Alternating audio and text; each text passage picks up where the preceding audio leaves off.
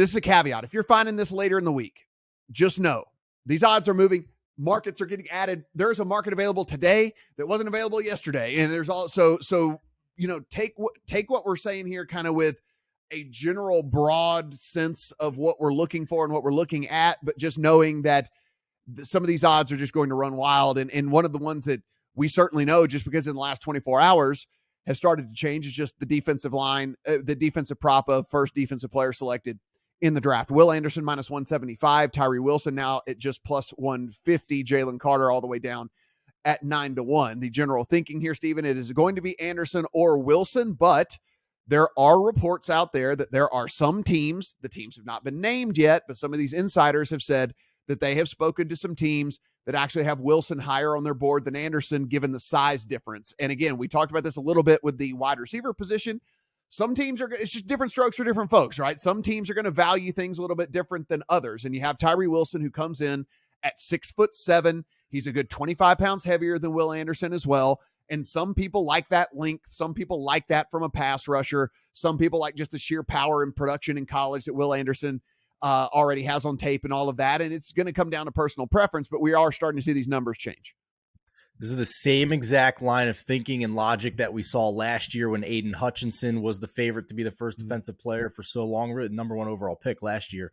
And it wound up being Trayvon Walker, right? They went with the traits guy and the guy that they thought had more upside as opposed to the guy who's a better finished product right now. So, yeah, I mean, I was all over this a week ago. I think my strategy of kind of sprinkling the board of non-Will Anderson guys is out the window now, because the best price on Tyree Wilson is plus 160. You know, it's a little different when he was plus 300, but right now at this juncture, I think I would take a shot on Tyree Wilson here, because in particular, we're talking about the Houston Texans at number 2. If they don't go quarterback, I still think the smart move is trading the pick, but we don't know if there's a market for that. So if that is the pick, if there is a trade, then it's a quarterback and you're still in the mix for first defensive player drafted. We don't know if the Cardinals have Tyree Wilson over Will Anderson. That's still possible. So I like sprinkling here on the plus money on Tyree Wilson in the event that happens. I think it's a total mystery how teams have these guys stacked. If it is the Texans at number 2, Matt, I'm pretty confident about Tyree Wilson because of the history of one writer in particular, Lance Zierlein, who is well connected to Houston. He was the first one and one of the only ones that had Houston taking Derek Stingley last year with the number 3 overall pick. And he was the first one to come out and put Tyree Wilson to the Texans at number 2. So I like that pattern. I like the relationship he has there. And I think the price is right still at anything plus 150 or more.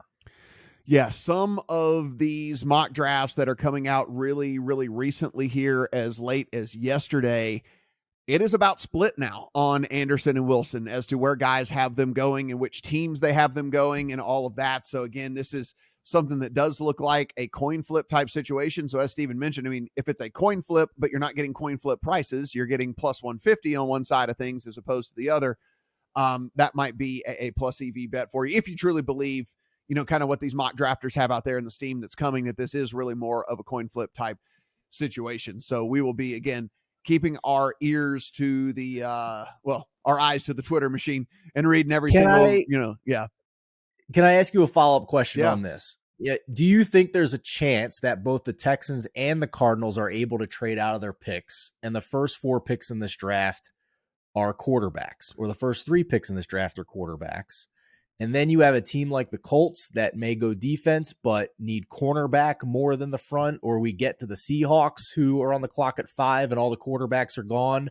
And maybe they take the chance on the red flag guy, but without the red flags is thought to be the best defensive player in this draft in Jalen Carter. Any kind of outlier situation there that you can wrap your head around? Yeah, I mean, listen, I'm still in this boat, and I know that I'm in the minority here, but I'm still in the boat where I believe that this could go 1, 2, 3, 4 quarterbacks. Like, I still do believe that that is within the realm of possibility here, because listen, if you are the Cardinals, you're going to get one of the 3 best defensive players in the draft, but even if you trade down, and you're going to collect assets along the way, right? And so a team Yeah. where the The cupboard is worst you're so trading bare. down to, right? The worst you're trading down to is top 7 Yeah. with the other teams that won And you're going to quarterbacks. get either Wilson, Anderson, or Carter, as you just mentioned, if you're down at 7. So like you're going to get one of the 3 best defensive players in the draft, even if you trade down. The cupboard is so bare that like even if you're only adding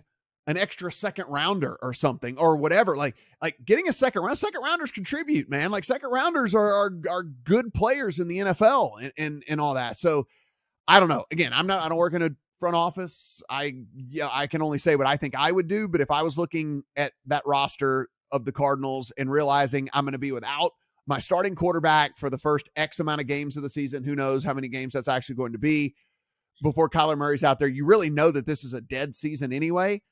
Why wouldn't you just accumulate assets? Why wouldn't you try to build for a year from now? So that's just still my thinking here. And I know nobody thinks that they're going to trade out, and everyone at this point, the thinking is they're going to stay. But again, I still think just picking up an extra 2 is big for them. I think, getting an extra good body, a good young body, a cheap body, I might add as well, because these rookies, the contracts aren't near as much. So that's my line of thinking. So I think 1, 2, 3, 4 is still well within play. Yeah, I agree. And if that chaos unfolds with the quarterbacks at the top, that goes back to my strategy I employed about a week ago. I think you can still employ some kind of variation of that strategy where you're just sprinkling a couple of units on non-Will Anderson guys here, getting good prices on Tyree Wilson, Jalen Carter, Devin Witherspoon, and Christian Gonzalez, because all the talk has been about how the Texans rank these defensive players. 0% of the talk has been how these other teams rank these defensive players. So it may be worth kind of just spraying the board here a little bit and hoping one of these long shots come home.